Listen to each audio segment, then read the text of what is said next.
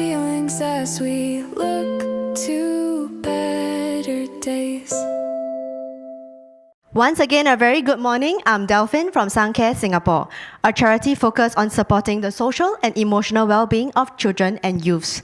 A very warm welcome to all our parents, caregivers, and our little friends here joining us here at Tampines ECC, and also those joining us online. If you have any questions, we'll address them during the Q&A segment.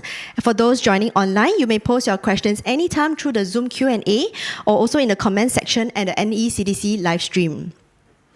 Today's webinar series, Navigating Parenthood, Myths vs. Science, Understanding Outbursts, Turning Tantrums into Teachable Moments, is co-organised by CHAL, Centre for Holistic Initiatives for Learning and Development, a research centre under the Yong Lu Ling School of Medicine, National University of Singapore, together with North East CDC and Suncare Singapore. In today's session, we explore a topic that many parents and caregivers face: tantrums. Tantrums can happen anywhere, in the supermarket, at the playground, or even in the middle of a dinner. And in those moments, it is not just our child who feels overwhelmed. A lot of times, we parents, we feel too. To help us unpack the science behind children outbursts and what we can do as caregivers, we are very privileged to have with us Mr. Bae Yam Keng, Mayor of North East District, Minister of State for Transport and Culture, Community and Youth, and advisor to Tampines GRC GROs. Mayor Bae has been a strong advocate for families and community well-being. His support for initiatives that strengthen parents, children, and neighborhood networks reflect his belief that resilient families build resilient communities. Joining us today, we also have Dr. Kwa Saw Han, Principal Clinical Psychologist at Community Psychology Hub. Dr. Kwa brings deep expertise in child development and mental well-being and will help us understand what's really going on in a child's brain during those big emotional moments. Lastly, we have Mrs. Tina Tan, Director of Shared Training and Consultancy and an experienced parent coach and trainer. Mrs. Tina Tan supports parents in understanding and managing child's emotions by translating science into practical strategies that create meaningful change at home. May I now invite Mayor Bae to share his welcome address and to also kickstart today's session. Thank you, Delphine. Hello, morning, everyone. Those who are here live before us at Tampines ECC, as well as those watching online. This is the first of a series that we are launching under Families at North East. Because North East District, we have many new BTOs, many young residents, young families. So we wanted to offer programs that will be relevant to our parents. So today we're happy with CHAL and with Suncare. We are having this webinar, hybrid, with live audience in the CC as well. So thank you very much. Thanks for making time for us. And very happy to see not just parents, caregivers, but also edu-carers. Right, based on our registration data, I believe online we have more than 900. Well, we're watching it live now. So, it shows that really a lot of people are interested in this topic and that we can hopefully journey together to bring up our next generation. Now, I'm not any expert, all right, unlike our two ladies here, but I have 3 children, all right? They are already in their 20s, all right? So I hope I will have such seminars during my time to learn and to, how to be a better parent. But anyway, what is done, okay? But I hope to be able to share my experience as well with my 3 children. And really, parenting is not a simple journey. Especially today's world, young parents have many commitments, all right? And sometimes also the distractions, right? Whether from work, your extended family, and also the demands on a time, from both face-to-face interaction as well on digital as well. And digital is going to be also a part of our child's growing up experience. So how do we manage it better? All right, and sometimes we get advice from friends, from our parents, grandparents, some of these things can be very conflicting. Is there a right way, or is that not the right way, or is it an old-fashioned way, outdated way? All right, so I think these are questions that we always ask. So today's we are zooming on one particular area called tantrums. All right, the topic: understanding tantrums. Is it, and how do we turn tantrums into teachable moments? all right, I think try to use a situation into a learning opportunity. I think that's where every caregiver, every parent will be interested in. And we all have seen our kids throwing the tantrum, and it's very, very can be very overwhelming and very exhausting for parents. But what we learned today is that these are opportunities for us to guide our children, to strengthen the connection within the family, and also to build emotional resilience. All right. So today we are bringing together both the science and also the practical, the practice, all right, from our experts relating to child's development. And we hope that we can have a good discussion. We will receive many, many questions as we prepare for this from you, from those who are joining us online. So we will do our best to address as many of these questions as possible. And so with that, I've been given the task of asking the first question. Okay, the first question. We talk about tantrum. Okay, is tantrum normal development of a child? It's just natural for them to be in tantrums. Is it like that? Or is it something that as a parent we need to pay special attention because it's abnormal? Because it's something that, yes, cries out to us, we need to do something about it. All right, so I would like our experts to respond to this first question. Thank you. Thanks, Maya. So the short answer is tantrum is part of our normal development. If you think about our own, like growing up, right, the baby's first cries, right, that's actually an attempt, right, in communicating, like, oh, I'm tired, I'm hungry, I need help. So, so it's really a natural expression. And if you look at, like, in the psychological theories of development, it's really like part of that, like, when a child cries and then the parent soothes, right, that's when the brain starts to build like a little bit of the network, the train tracks to say like, oh, when I have this sensation, I feel discomfort, I cry, I get a response. Right, and that's why in toddlers, I see some really young children here. The earliest game is they throw a spoon down on the floor, and then and then they look at your expression, and then they try again, right? So it's really a common occurrence, as you could see from my slide. Actually, in a more recent study, 95.3%. We are talking about 100% almost, right? Parents would have reported at least one. Tantrum behavior, right, for their children who are age 6 and below. So it's really an opportunity for parents to respond and teach skills. So that's why, our topic, right, about teachable moment. So as a young child, you mean when they are throwing a tantrum, something happens in the brain? I mean, is it maybe not logical, but is it something that there's a science to it? What happens to the brain for them to react that way? And then in those instances, what is the most effective way for parents at the moment?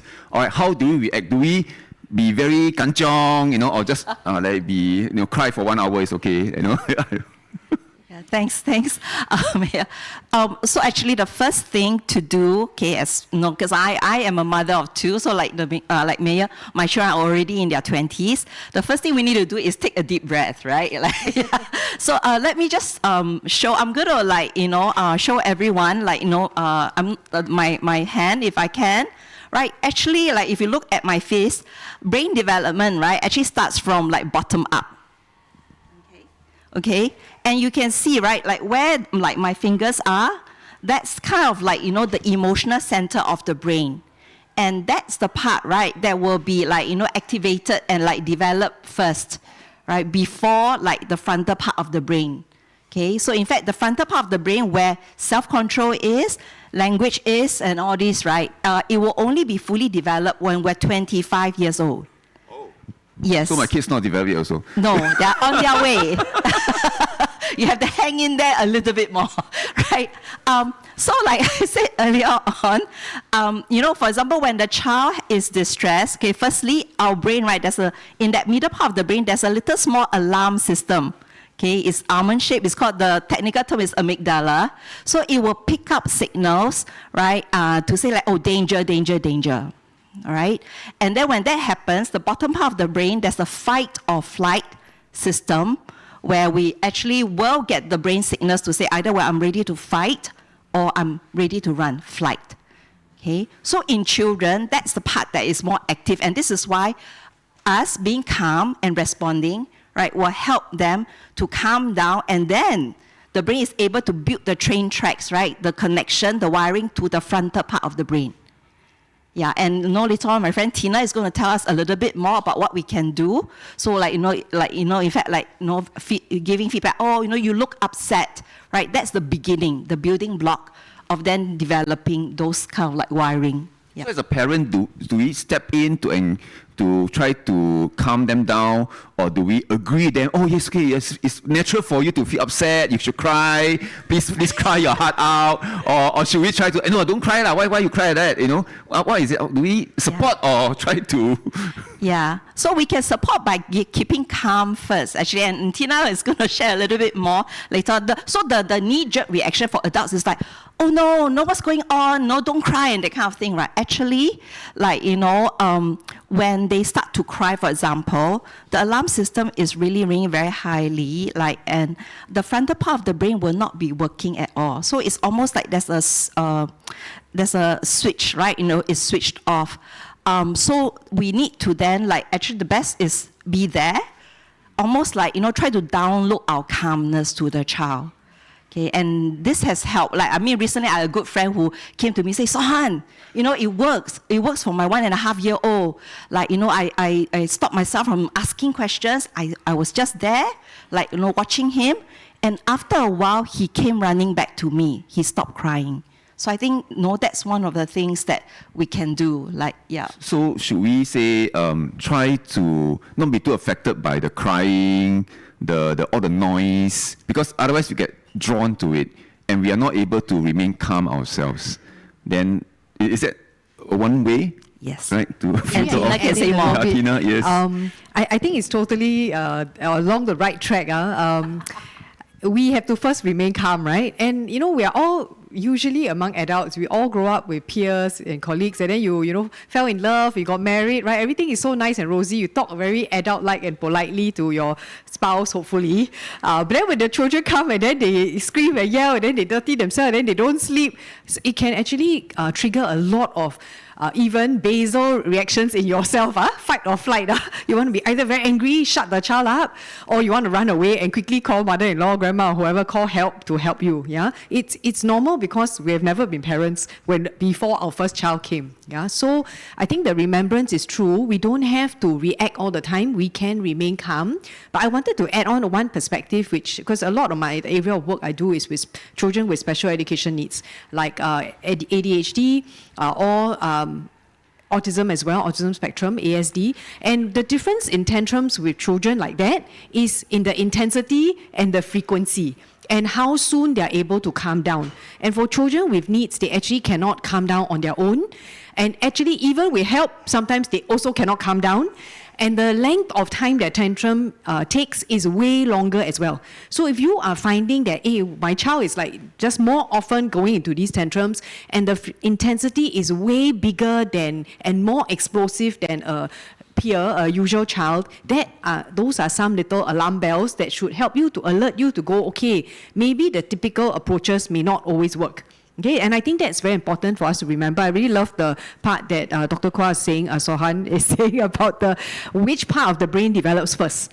Yeah, so you must remember when the child is dysregulating and having a tantrum, they are not thinking. They are not plotting and I want to get this from my parent, so I cry louder. That's what the grandparents will say to you, or even other bystanders. They always think, just one whack lah, fine, can, that's what my mom used to say to me and my children even, just give one whack and they'll be fine, but it's not. And by the way, I did try that, but it didn't work, okay? So please don't follow me. I do have a son who has special education needs and it doesn't work. In the end, I made him afraid of me, and I hardly spank him, okay? It's just okay, you did wrong, you hit your brother, so I have to spank you. But when I sit beside him and I just move, he flinch. And like he wasn't having a tantrum, nothing, but he's suddenly afraid of me as his mother because I had used this, like, I think I just spanked and it works. Okay, so please, we are here being very real. I'll tell you the things I did that didn't work. She's also in protection services before, so we also have this lens to let us know, we need to know what is a no-no lah, okay? We cannot like say a bit can, how much more cannot, some things are, well, I think we're way past the time where hitting works. Last time we had no choice, a lot of us grow up with that, but we deal with ourselves and we became resilient.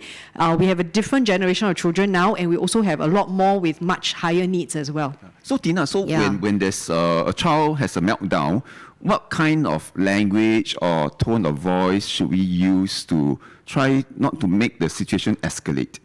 Oh, that's a very good question. Well, I had to learn that. So I tell you first, I tell you from what I learned, not from the textbook or whatever. Because you can read and say, be calm, take deep breath. But when it's your own child, you oftentimes have this like, wow.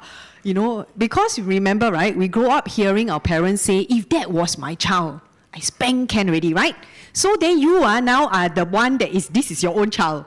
So you are actually parenting with an invisible audience. You're parenting because you don't want other people to judge you. So we tend to sometimes, I went through that too. I have to be a bit fiercer because I'm generally quite soft-hearted and compassionate kind, so I go into social work. So people around me think I never scream and shout one, but they never hear me in my own home. By the way, I have 3 sons, okay? So, yeah. I had to learn to calm down. I had to learn to swallow what I want to shout out and speak very calmly to my children. Okay, tell my son, what is it? How can I help you? Sometimes just hug them. Where they are okay with hugging. Some children really cannot take a hug because they go a bit berserk because of maybe sensory issues and all that. But if they can take a hug, actually calm down and hug them. That was one of the difference actually between my number 1, which I really was, anyhow try, right? Compared to my number 3, where I realized that I forced my number 1 to say sorry, to own up to certain mistakes, and he couldn't. He would dysregulate, he will cry, he will, just go berserk. Whereas the number 3, he will also just, because number 3, he will jump into my arms and like demand a hug kind of thing. So after I hugged him, and then he calmed down, he just said sorry after that. And I was like, oh my, like, what I didn't do for my number 1, like, no, you say sorry first, then mommy will hug you. Yeah. So I'm telling you very honestly, we do have to recognize their emotions. Sometimes it's not them being naughty. They just can't regulate. They don't know what is good or bad. Of course they know they shouldn't be yelling, but they don't know how to control and to pull back their yelling. Yeah. So then we have to assure them that, okay, I know you're feeling upset. Just like the slide up here. I know you want this very much, but mommy has to say no. You need to eat your dinner before you eat ice cream. Something like that. Very simple, right? And you can also then give them a different script. Instead of yelling, you can say, like as Sohan mentioned earlier, you can tell the child, instead of yelling, stomping your feet, crying, you can just tell mommy, I really want to eat the ice cream now. Please, can I eat the ice cream now? Okay? And sometimes, depending on the age of the child, depending on whether the ice cream is literally in front of his face, which then you shouldn't even have shown him the ice cream, but whatever it was, maybe grandma bought, come into the house with the ice cream.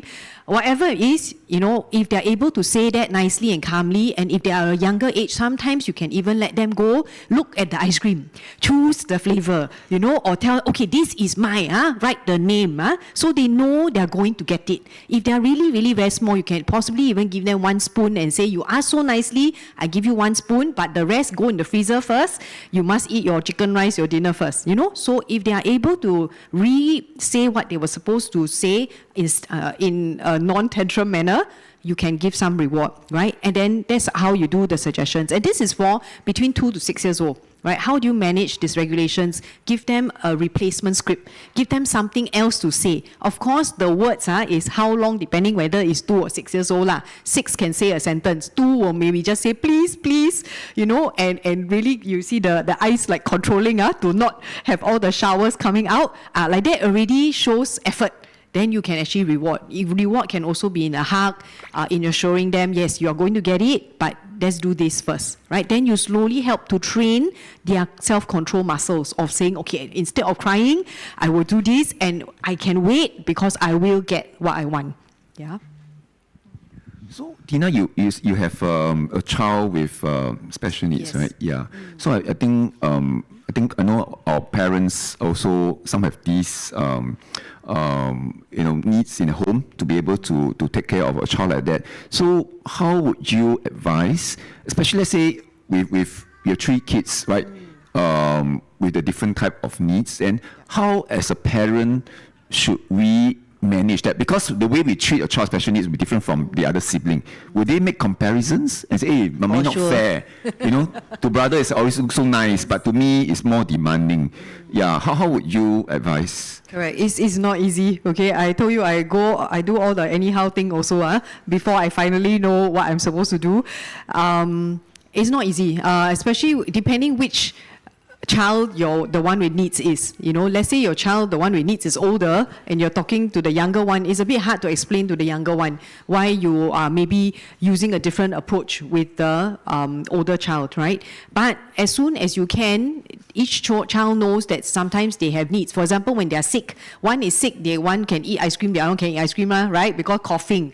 So very soon they also know there is differentiated approaches just because of their needs. So as age appropriately, you can let them know, each of you, we love you the same, but we have to guide you differently, right? It's not easy because there are times that you feel like this thing works, so you have to be stricter with, the children that don't have needs. But the ones who have needs, you find you have to be, a lot more patient. And sometimes, for example, because they are dysregulation, they are meltdown. We actually don't call it tantrums. They are meltdowns, means they are totally dysregulated. They're not even in control of themselves. Can last very, very long. And sometimes you can't do anything. So then the other children, your siblings, may perceive that, wow, you let it be, you don't do anything, right? They think you don't do. Whereas for them, they cry a little bit only, straight away you are there and you're able to shortcut and help them regulate. So they may think that you are unfair, right? So yes, definitely, I think actually articulating it to the children can help, and just assuring them. Sometimes even when it's happening, pull them aside and just explain, your koko, your jeje, or meme or titi, can't manage their emotions as well as you even, how do you think we can help him, right? And because for such children, actually, a lot of it is preemptive. A lot of managing special needs children, the meltdowns, is figuring out what triggers them and making sure that we don't let them get triggered first. Or the moment they get triggered, we quickly give them a strategy so that they won't melt down. Okay, so it's discovering what triggers in the first place. Yeah, so this, you can actually really work with the siblings, because for my sons, they actually see and observe things in my son with special needs that I don't see, because they are at his level. They hear him say things or they observe him before I come into the room, right? So we can actually also, in a way, collaborate with them. They can be a source of good information too, but you must be calm lah. So would you tell your other kids that your titi or koko is special? Yes, actually for me, I'm very open to saying so yes. So that they grow up knowing this, Correct. And therefore they know there's a difference, Correct. And why they should also react or take care of the other sibling. Correct. So because I'm the oldest child in my family, I got 2 younger brothers. So is it fair for parents to expect the eldest sibling to be the one who knows everything, to lead by example, therefore stricter on the elders and be a role model for the others? Is it fair? Is that natural? I think it's natural. It's not necessarily, I think it's not so much fair. It's just that when parents have your number 1 come, all your expectation is there lah. Then when you number 2 and you can't really cope already, then you yourself, the expectation just drops. So I don't think sometimes it's conscious, but obviously when your child points their finger at you and say you're very unfair, I think the key is also listen. Listen to what do they mean, what do they feel. Do they feel neglected, which is true. Oftentimes when you're very busy with a child with higher needs, the child, there's a term for them, they call them glass children. Glass as in like the ipei, what do you call glass in Mandarin? I don't know. Poly. Sorry, it didn't come to me. Because you see right through them. That's the meaning. A glass child, a sibling of one with special needs are called glass children. It's just a term because we don't see them. We're always rushing to the one with need, and these ones are actually quite quiet, quite okay, so we forget about them. Yeah, so we don't want to forget when they do say, when they are upset a little bit, how can we address those issues? Maybe Sohan, you I want can to add jump in also. with a bit of a, like my own story. So I actually have, my son is the elder one and my daughter is the younger one. While growing up, right, a common thing we hear is like, oh, this is Jie, is it? This is the older one.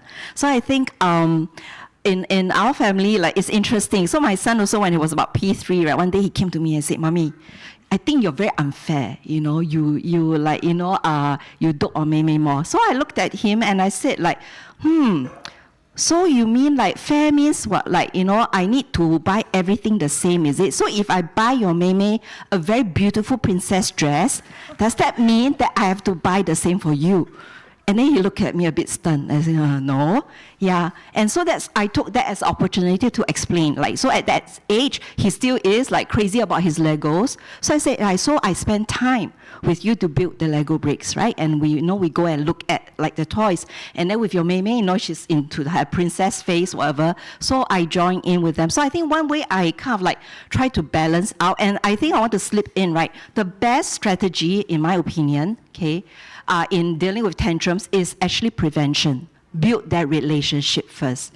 Play detective to know when are the times when our children will get a bit stressed, where the amygdala, the alarm system, right, is going to ring, right? And then we try to preempt and manage that. Yeah. So you're lucky you have a son and a daughter, right? So you can say, oh, this is princess, therefore you buy the other things, right? But let's say, so I have 2 daughters and 1 son. All right. Does it mean that I have to buy 3 sets of toys for them so that they don't have to share, they have their own toys? But that's not my experience. We never buy 3 sets. In fact, we seldom buy toys for the kids. Yeah. So any advice for those with multiple children? Do we have to? Does it mean our financial commitment, our resources, just have to go according to the number of kids? No, right? Is it? No, I think when you withhold certain things, when you allow them to also share, you are creating opportunities for them to learn problem-solving skills. You're also helping them to learn to deny their selfish desires to, I want this and I grab everything, me, but to learn community, right? So actually the best thing that you can do for your child is give them a sibling. Because there's nothing like sharing. In the classroom, everyone can share one, but at home, they don't want to share, correct? Because siblings will bring out the best and the worst in you. It's the best character building, the best CCE is in your home. CCE is character and citizenship education. Is in the home because they learn like, okay, we only have, I know you can afford right? To buy like 1 big giant cake, 1 big, or like 3 cakes because they like 3 flavor, right? But don't purposely, intentionally, not to spite them, but it's just buy something that they need to learn to share because that's how you train. Yeah, in fact, I just share my experience. When my kids were young, honestly, we don't really buy toys for our kids. We don't bring them to a shopping mall. Okay, choose what you want. Today you're very quiet or your birthday coming, please choose. We never do that. In fact, I don't think we ever bought toys for them. We will hold parties for them. Okay, then let the guests buy presents and whatever. And you get whatever the guests give you as presents and you share. That's it. Definitely we don't buy 3 sets and we seldom buy presents for them. Even when let's say we work trip, I go overseas, doesn't mean I have to come back with toys, with presents for the kids. Never. I don't have the practice. So my children grew up with no expectations. Yeah, they just, okay, this is what I get from the birthday party. Good, I play with it. If you don't have to have, and they don't have this expectation that going out or whatever, they can choose toys or they will always buy something.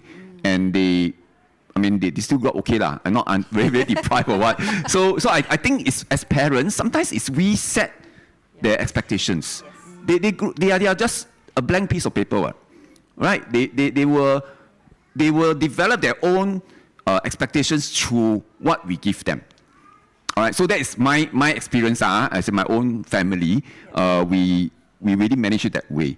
And I hope there's some something that young parents today can think about. Yeah, maybe I just wrap this part up with sharing that there sometimes are barriers to them regulating on their own. Okay, so elaborate a little bit about whether or not their child with special education needs. There are sometimes barriers to them regulating. Okay, not every child will learn to regulate, and you will know, especially those of you who have more than one child, right? Some children, you just promise them or say, I will, wait 5 seconds, or they can wait already. One, you say wait, they cannot wait, they're screaming for 5 minutes, right? So these are the barriers that we want to look at. One, for sure, is developmental maturity. So obviously, a 1-year-old cannot regulate as well as a 4-year-old, yeah? But if a 4-year-old is still regulating like a 1-year-old, then you sort of think, okay, I think I need to be a little bit more alert. Is it because maybe their caregivers around are not able to give them what they need at this developmental stage? You're still giving in to them. And sometimes it's true, multiple caregivers, if you have a helper, you have grandparents, and then both side grandparent, and then father, mother, all of them having different techniques in managing the child. You can see them quite regressed in their development because they are more demanding, and each different caregiver gives in to them in a different method, okay? Sometimes, as I mentioned, you have special education needs, and these needs that we talk about are neurodevelopmental, so they do affect the development of the brain.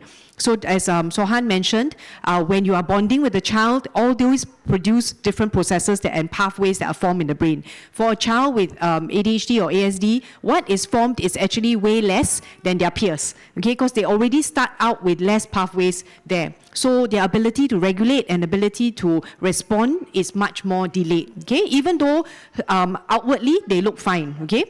I have a follow-up question. Sure, you talk about, you say different caregivers should be sort of consistent, is it? So that the child... Yes, but then correct. sometimes I see in families, the parents, the mother will be more, more giving in, more compassionate. The father is the one that's stricter, or the disciplinarian. Yes. Is that advisable? Well, for one, it will confuse the child. Another one, it also makes them manipulative. Okay, so if they are much more intelligent one, they will manipulate you lah.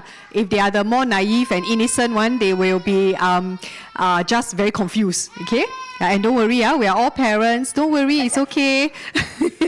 Yeah, that's right. Yes, so consistency is important. Yeah, sometimes you have the good cop, bad cop kind of choice. That means one war fierce, then the other one give in. But I think it doesn't always work because you might be the one bringing them out for an outing and you don't have two of you to play the good cop, bad cop, right? So each, I think, need to think of a strategy that really works. I think the difficult one is also grandparents. To be super honest, grandparents are the stage of their life. They are all love and all compassion. They think they're very fierce and very strict, but they are not consistent at all, okay? They will say, no, cannot, eat your food. Then never finish, still give the thing, Next time cannot, next time. But every day the same, next time, yeah. So no consistency because of their age lah. They are there, like I told my own parents, you just need to love and dote my children, that's it, okay? You don't need to discipline them, okay? Because that one, I will do the everyday grind with each of them, yeah. So it's not easy, but have some conversations because getting everyone on the same page and at least them not invalidating your approach, I think is very important, yeah. Yeah, maybe I can jump in here a little bit. So we're not looking at 100% consistency. It's good enough. So like in my household, at least, while my children were growing up, we had a few, like maybe 3, kind of like so-called basic rules or expectations that all the adults agreed upon, right? And so that is the one that we will all try to hold to it. And then the other times, actually children are more adaptable than we believe them to be. Right, so they were also then, it's almost like when they're in Rome, they do what the Romans do. When they're in Singapore, they do what Singaporeans do, that kind of thing. So I think what is more important would be to have really, not too many rules. Like, for example, in our household, it was the no violence rule, right? We do not speak rudely to anyone, and we certainly don't hit. And those are the things that, is very clear across all settings. Between punishment and encouragement of rewards, should we really write on both aspects as well? When they have good behavior, should we reward them? Will they feel, oh, this is something I should, it's bonus, therefore I get something in return? What is your advice? Wow, that's... that should be expected, You're quiet, you do your homework, it's expected, I don't need to reward you. Okay, I have to do a disclaimer first, to share with everyone. I actually I am a clinical psychologist within the community for a long time. And one of my passion area is child protection. All right, so I'm going to like share from that perspective, okay?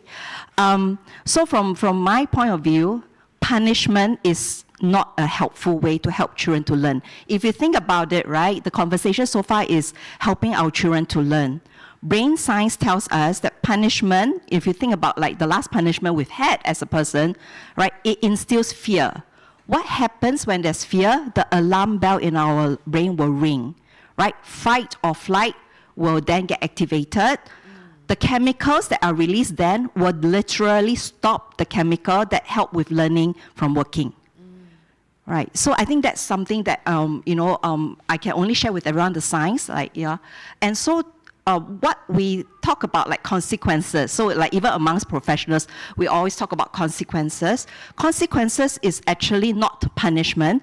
Consequence is giving the child an opportunity to learn from their mistake and to learn the corrected behavior. Okay, so I think that's something that maybe is helpful to understand. So to really sum up, right, my answer would be, it's actually a mixture. So rather than think of it as a reward, it's also helping the child to feel calmer, to feel good about themselves. Because when we feel success, right, there's this natural happy, chemical called dopamine, right? It actually helps with motivation as well.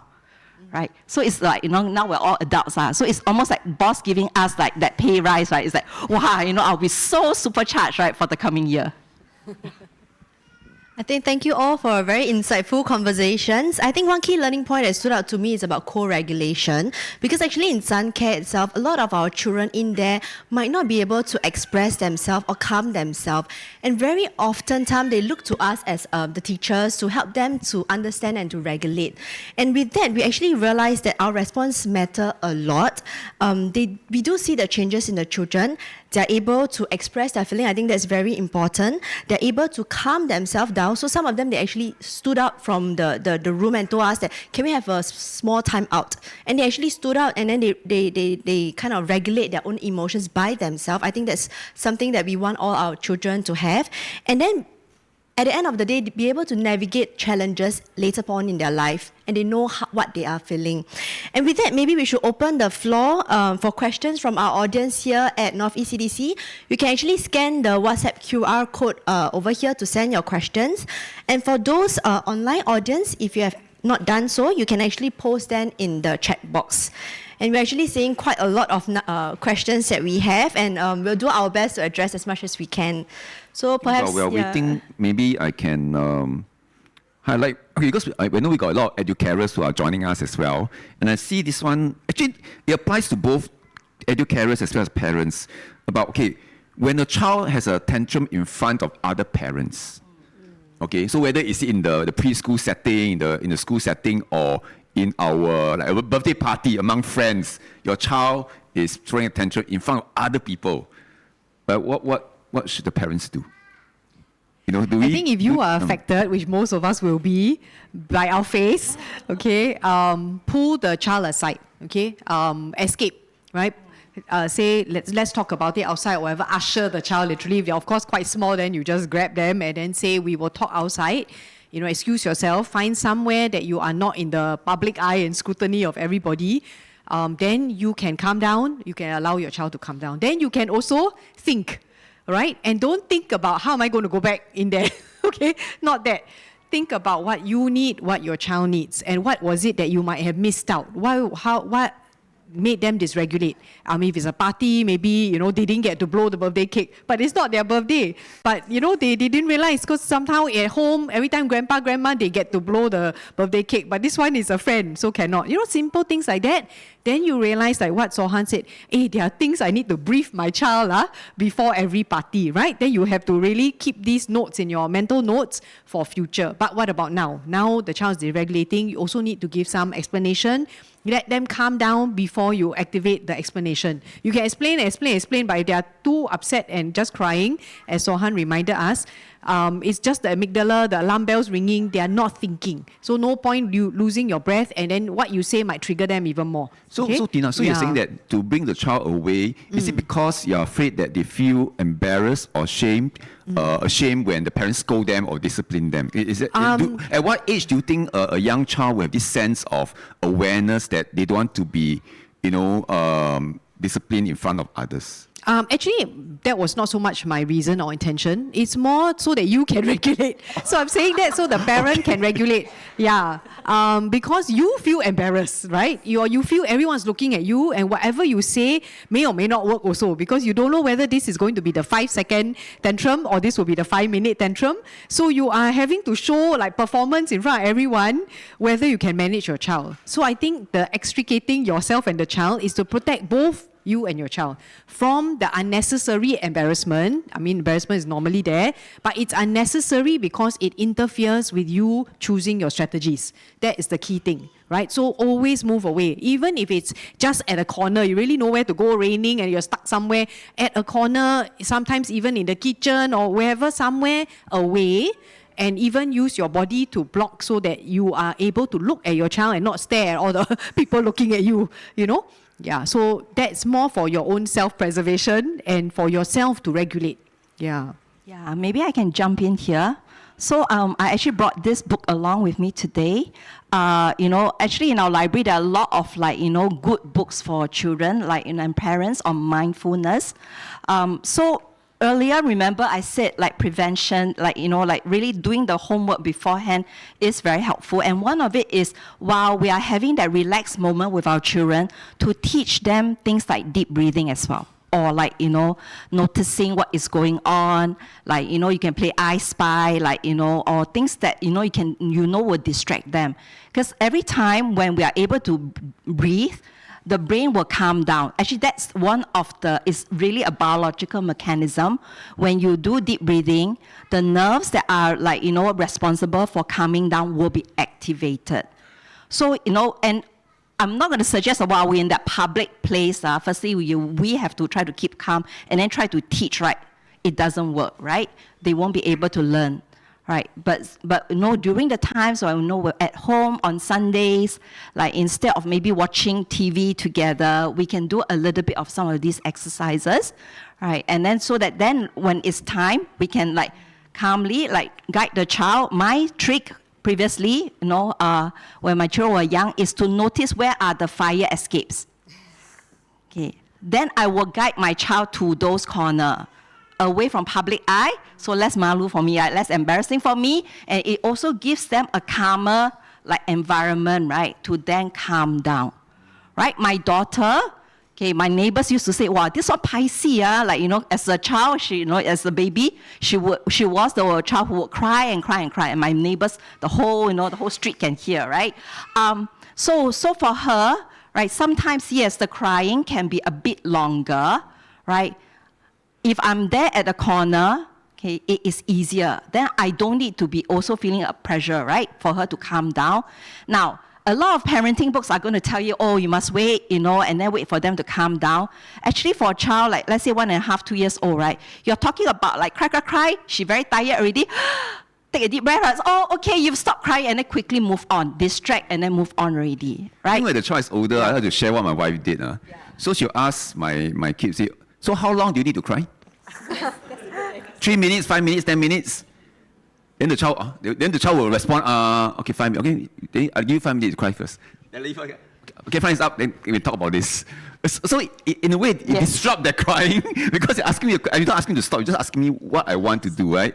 So immediately, I think that calm them down. So you can try that, Yes, I want to add on to that. So this is tested, okay? I've Really, got so many people. Wow. My wife read your book, lah. I didn't write any book, but yeah. But so I had a SOS call one day from a friend. The son refused to go to the bath, to take a bath, and was crying for I think an hour already. So I asked my friend, say give your son a timer. For us it would be our phone, right? Okay, you set the time for 2 minutes. Get your son to start the timer, and say so same strategy as Mayer's wife, right? And so after that, I got a grateful text. Yeah, it worked, and he's taken a bath. Yeah. I think some of it works, but I just want to clarify for those with special education needs, especially ASD children, they are very logical and they're very specific. So sarcasm doesn't work with them. So it depends on the tone too, lah. I mean, of course, yeah. You just you want to interject and sort of switch their what you call like they are tunneling, right, or funneling down into dysregulation. But you don't want to swan them lah. Don't do it in a sarcastic manner. Yeah. So of course we're all joking here, but I'm sure if you're doing it calmly, it's fine. It's true. Some of them, they just need you to know also they need time. But again, children with ADHD, they have what you call time blindness. So they don't know how to tell you whether it's 5 minutes or 1 hour. Yeah. So if you want to demand that of them, sometimes it can actually make them just go even more dysregulated lah.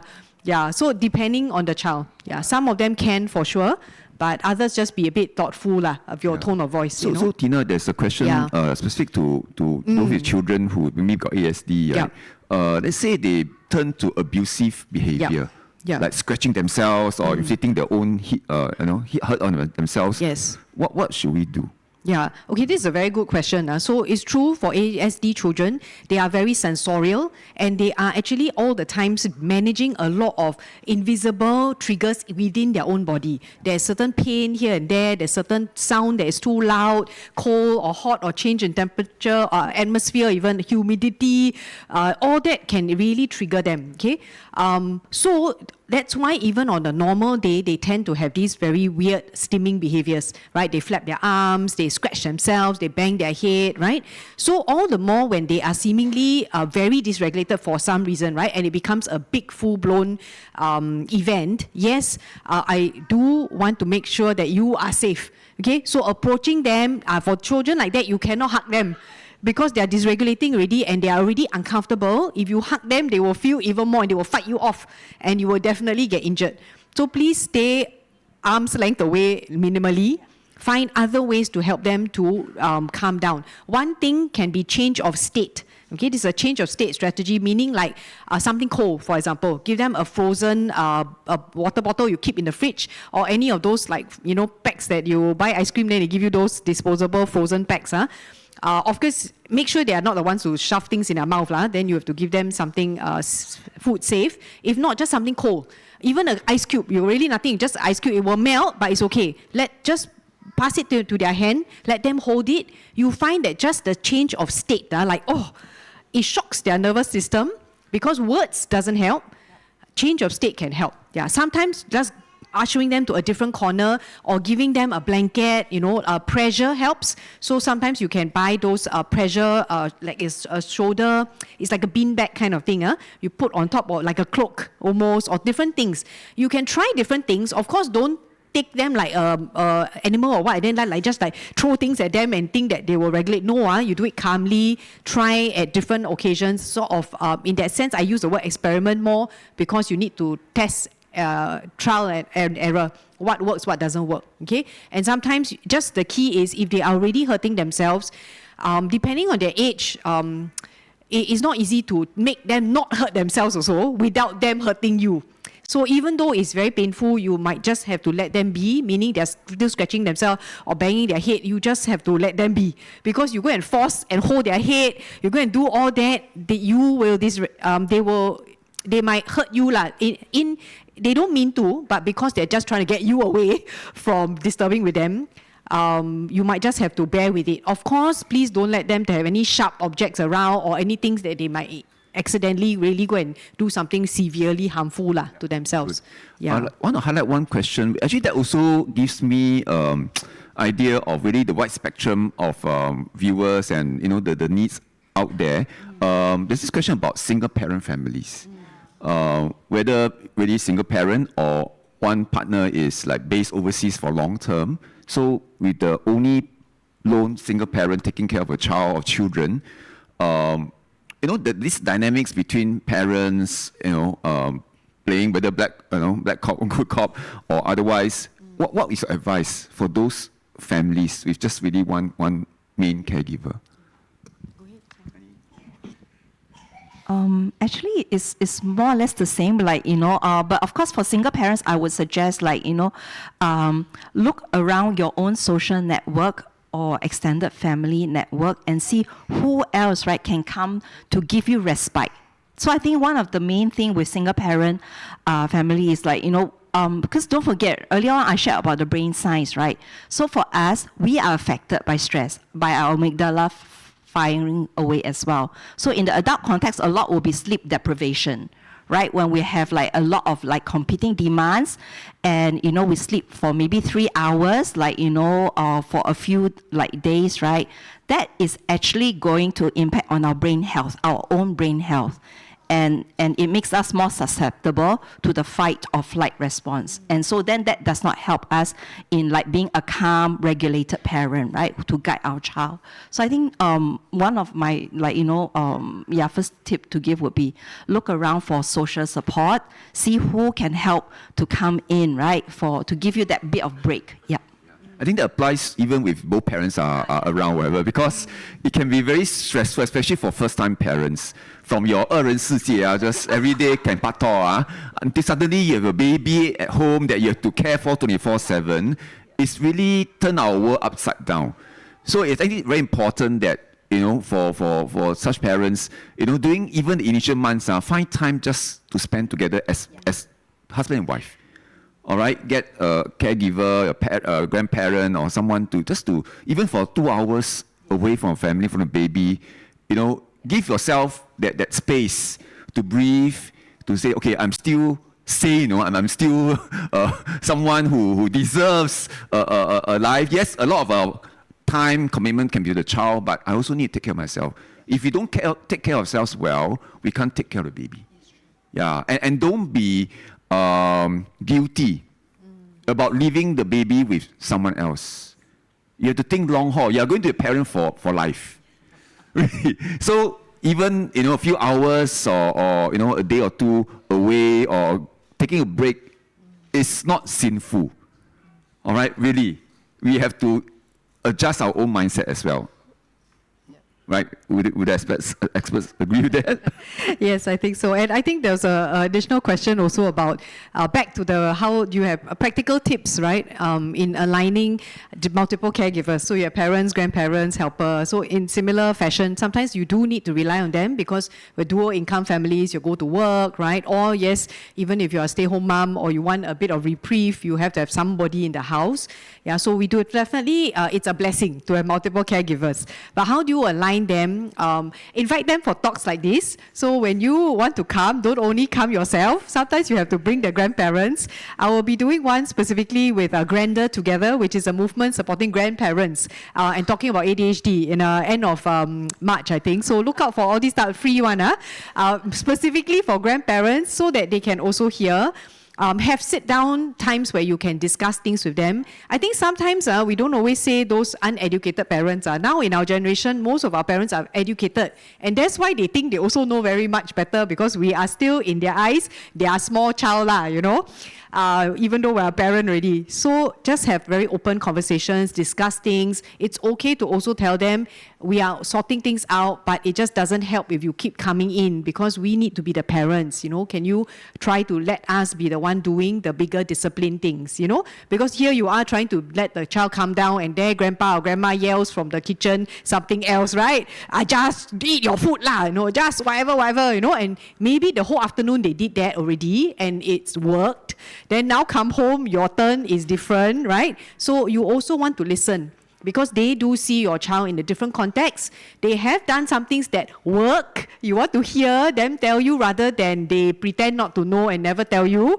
So have these open discussions, sit down after dinner maybe even pass the children to somewhere or after they sleep, have an actually adult to conversation with your other caregivers to find out what they do, and then you can find alignment. Like Sohan mentioned, the 3 rules that they agree with, that's something that you can decide on.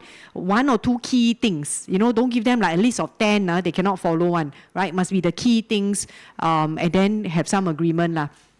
Yeah. Okay, we have a question here is... I think it also applies how old is a kid, right? So you say because children sometimes they have short attention span, all right, and they always don't listen, right? When we try to explain things, try to send a message across, how do we do that? How do we in bite size, Yes. or do we give them a long lecture, or do you say Correct. use opportunities in other occasions to Yes. seed certain thoughts in them? If your child has a short attention span, then no use talking long. You have to suit and concise your language to that like 5 words or 8 words that, even sometimes meaning no, do not do that. Then that's it. Okay. Then if they come back to you, why? Then you say it in again like 5 words. Okay. Because it hurts your sister.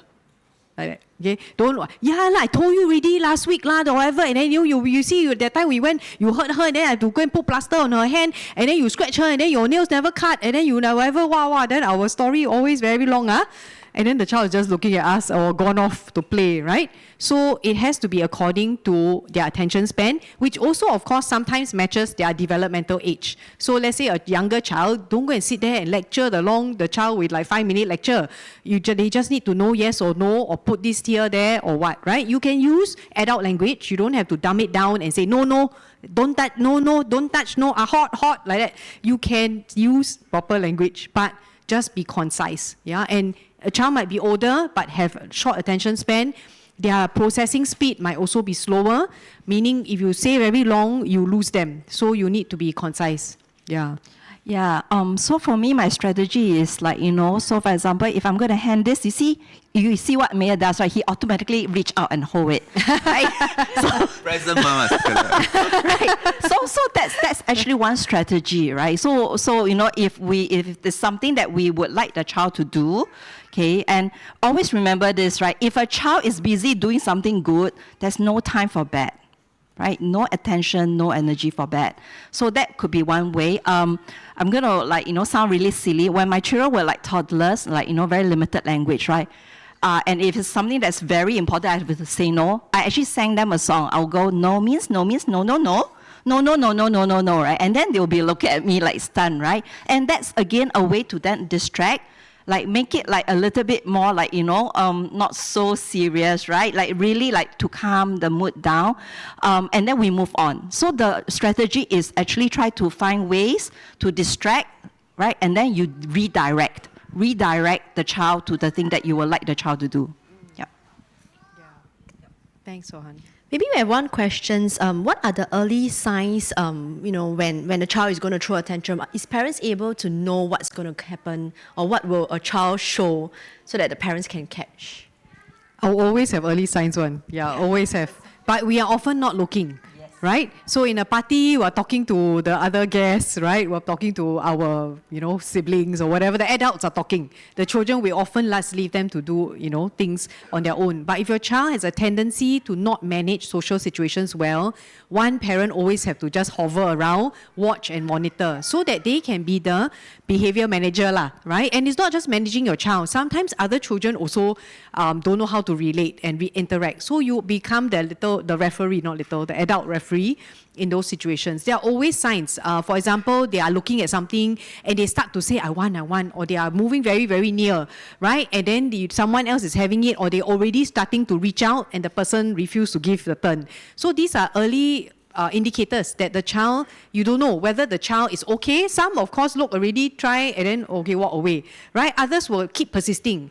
So if they don't take no for an answer, even from their peers, from a child who is whether older or younger than them, these are key indicators that they are escalating. So you're watching for signs of emotional escalation, right? Sometimes your escalation, your child is like Ferrari engine, from 0 to 100 in 1 second. So you have to be near, because their escalation, don't know what happened, they escalate already, right? Others slowly brewing, then burst, okay? So that's where if you don't monitor, you don't observe, you won't know. Of course, it takes time, so don't blame yourself.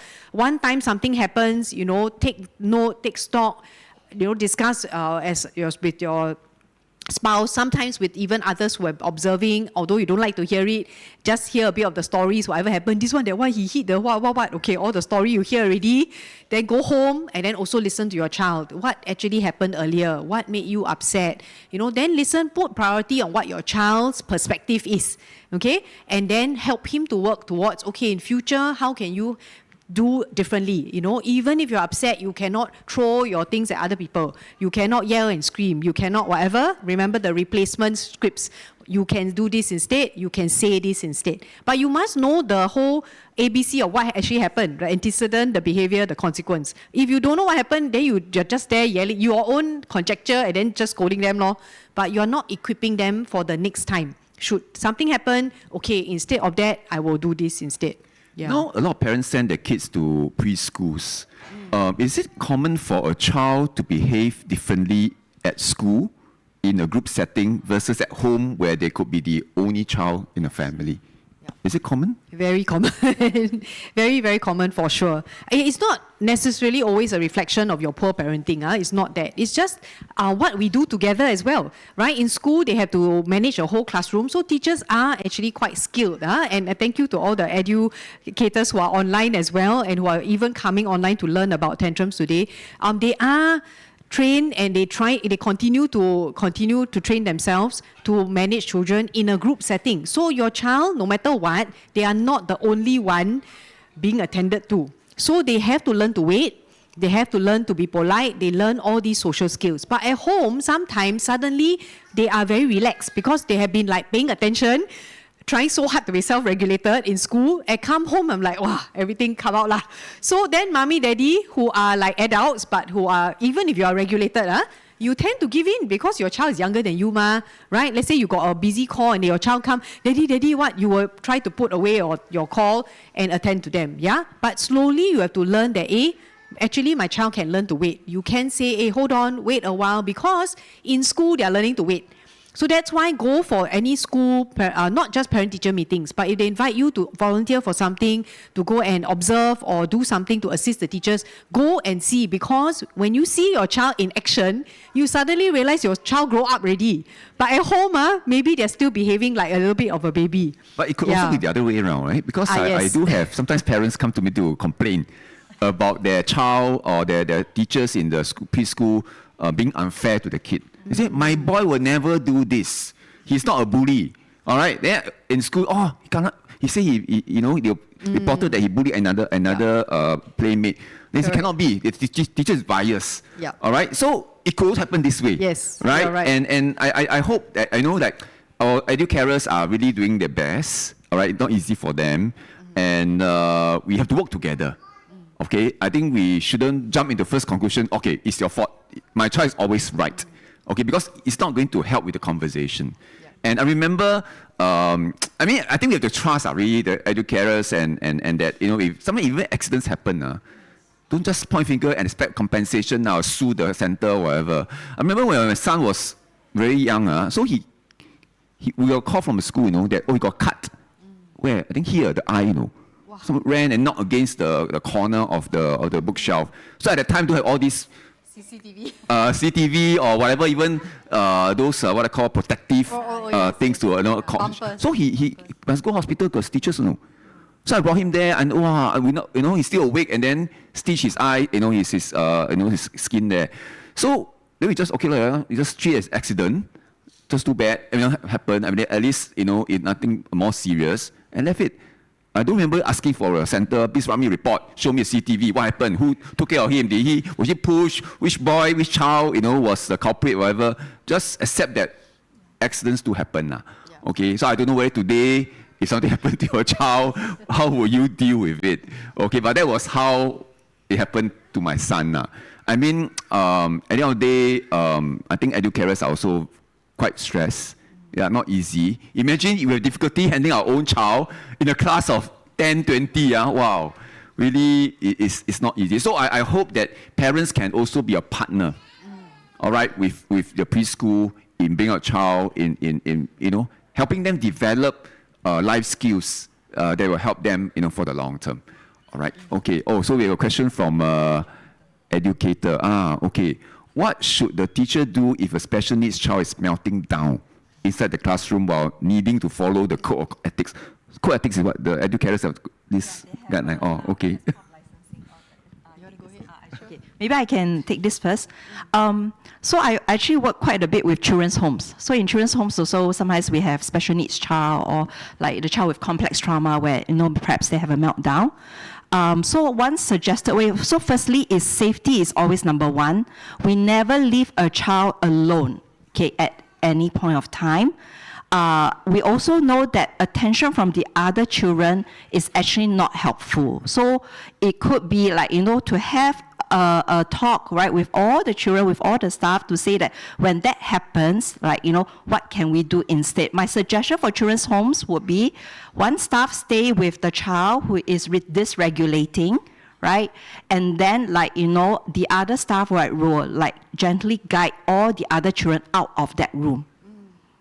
So nobody reacts, okay, everyone, and we explain to all the other children that friend needs time to calm down. They need the space, right? And then as helpful children, and actually children a lot of times are very helpful.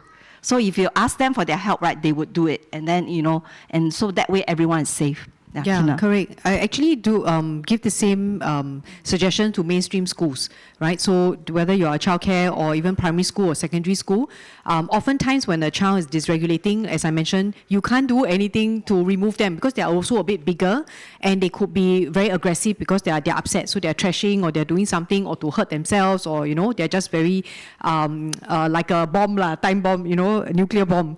So the best is to remove everyone else from the risk of being implicated in the of being collateral damage, so to speak. Yeah, so I know it's a bit hard. Sometimes your childcare centers or your schools have limited spaces, but there's always somewhere. Even if you're a corridor or you call a quick outdoor time or something like that, or go and wash hands early before, or toilet break, queue up for go toilet, whatever it is, just remove them from where that child is because it's very hard to help the child regulate if the rest of people are still there. And there's a risk that they will get injured in the whole dysregulation. Okay, not intentionally, but just because the child can't. Imagine he starts throwing things or running around suddenly and charging around, right? So, removing everyone else to safety is a good protocol, and that can actually be adapted into your code of ethics, right? And of course, after removing, sometimes the teacher is able to help the child calm down and then move the student involved into a calm room or a safer place, right? That's also something you all can think about investing in, a calm room. For families at home, a calm space. It could be a corner, something cozy with some pillows, some very nice colorful posters up, something quiet that the child can go there, or even with music, they can put on earbuds, play something from the iPad, all the playlists are there, right? Certain things that the child knows, this is my area to run to if I need to regulate. Yeah. I'm going to ask this question, very important. For all the fathers who are here and listening online. As a father who is not the preferred parent, cannot assume okay, anyway. Okay, it's difficult to deal with tantrums when our 4-year-old only wants mommy. What tips can you offer to help a struggling dad? No, it's so powerful, and my heart goes out to you. I know it's not easy, but children who are more sensitive, they do pick a parent for whatever reason. Sometimes it's also just personality, right? Even among your more than one child, you have some personality that's a little bit irritating to you, but then that one suits your wife very well, and then you are like buddies with the other child, but then that one your wife gets impatient with, right? So personality-wise and all of that, it can happen. Of course, it can also sometimes happen because there is that differential in approach. Yeah, so I think one of the key things is don't fault yourself.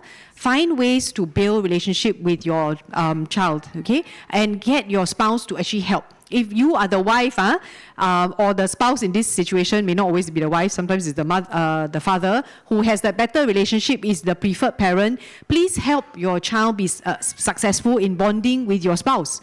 Because you cannot be the hero parent. Now you think hero very nice, but one day you're a little bit sick or got fever or you extend work or you have to go work retreat, and then how? Your poor child is going to dysregulate the whole time you're not around. So please don't sabotage your child and yourself. You do need all hands on deck, right? So in that way, then talking back to the father, make the effort to find ways. It doesn't mean you need to change and be like so exactly like the mother. Okay, a father is a father. You have your own strategies, and your child needs to learn to know how to relate to you in that way. All right. However, there are certain adjustments you might want to make. For example, if a child is very sensitive and you're always like making like dad jokes or sarcastic jokes, and then your child doesn't get you at all, then you just have to maybe change your tack lah. Yeah, don't keep thinking like I'm like that. What then who cares? If you think I'm like that, then you still feel like your child is not close to you, then nothing will change lah. Okay, so make certain efforts, spend some one-on-one time with the child. They just need to get to know you. Right? They may be a little bit less familiar with how you're going to soothe them or how you're going to help them, but you are still there. If you follow the same strategies that you and your wife agree with, then sooner or later your child will warm up to the fact. Yeah, and you just have to not take it personally lah. Don't keep feeling like, because sometimes we feel sore. Okay, we feel sore, then we actually scold them not just for dysregulating, but because we are unsuccessful. You always like that with daddy lah. Why you not like that with mommy? Then they're already dysregulating. Then you go add on one more thing to scold them, and then you again also cripple yourself because you are angry. You are not then able to co-regulate with them. Speaking from experience, sometimes between father and mother, we play different roles. All right, and then sometimes the roles will come in at different stages of the child's growing up. So, for example, like physical activities. So I remember I was the one who taught my 3 kids to cycle. Okay, I know that's something that as a father, not say that my wife can cycle too, but somehow it's just fall onto my lap lah. All right, so it's like, then they become a bonding time. All right, even though they are older already, but there's something at least they remember is their father who taught them cycling. All right, so I think we don't have to say everything must be fair, my wife and I must all have this same time, same kind of interaction with the kids, but it may be in different forms at different stages in life, but it doesn't mean that we are a lesser parent. So I think fathers, please, we must really, we have a role to play. Okay, this is a question I think is very useful, very important too. Co-caregiving with domestic helpers. Because I know a lot of families do have helpers at home. So it seems that in this case, the toddler is beginning to treat the helper differently from the parents. Okay, so because sometimes the helper will tell the ma'am, baby do this or whatever, girl do this, so become like the telling on them. So the child, don't like auntie, don't like kaka already. Okay, or when the child misbehaves, sometimes they even hit the helper. The helper doesn't dare to do anything. All right, then it's the mother who will then scold the child. Hey, you cannot speak to kaka like this, for example. So these things, how do we manage this kind of dynamics within a family where someone actually is in your family, but playing a different role? How should the child be brought up to appreciate that? Yeah. Actually, it's no different from like what we do at the children's homes. So, for example, right, there's nothing to stop us from giving a little mini handbook, right, to our helpers on how to make requests and how to respond to certain behaviors. So, for example, if a child is asking for something that the helper is not confident of giving, we can have a conversation together with the child that, like, what happened in my household when my kids were growing up is like, very draconian mother. I say, mommy gets make the final decision. So even papa, when he's not, very sure, right? Please come to the, the domestic goddess, right, at home, right, for the final decision. In my defense, because I'm the trained psychologist, so I say, I probably have the most skills.